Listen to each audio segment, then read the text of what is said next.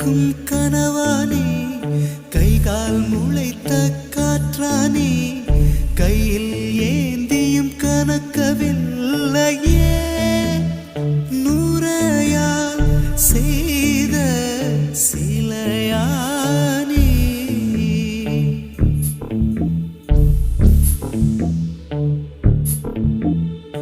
இப்படி உன்னை ஏந்திக் கொண்டு இந்திரலோகம்